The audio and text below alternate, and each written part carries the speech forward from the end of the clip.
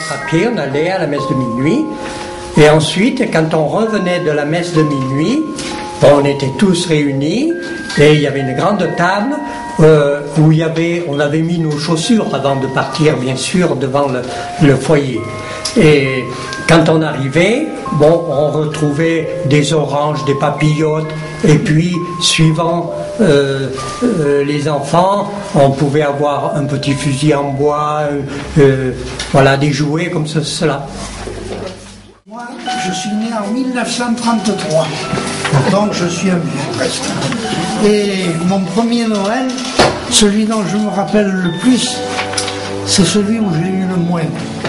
C'était en 1940, c'était la guerre, et mon oncle, 10 sur Tille dans la Côte d'Or, m'avait en passant acheté du nougat à Montélimar. C'est là que j'ai su qu'on faisait le nougat à Montélimar. Eh bien, le plus terrible pour moi, c'est qu'il a fallu le partager. Voilà mon plus beau Noël, et ça a été le dernier. Les jouets, à l'époque, n'existaient pas pour nous. Vous n'aviez pas de jouets? On n'avait pas de jouets, on était une famille de 5 enfants, et voilà. C'était pas... Et on a eu toute la guerre, tout avec nous, et on a vécu comme on a pu. Eh oui. J'avais envie d'une poupée depuis toute petite, comme les filles.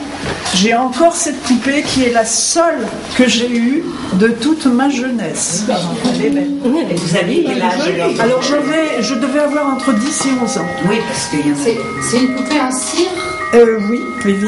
Et c'est la seule, l'unique baigneur, l'unique poupée que j'ai eue, moi, jeune, enfant, sans l'avoir cassée, sans rien. Et on me disait, attention à ne pas la casser. C'est à peine si j'ai pu jouer avec. Oui, parce que c'était... Voyez-vous,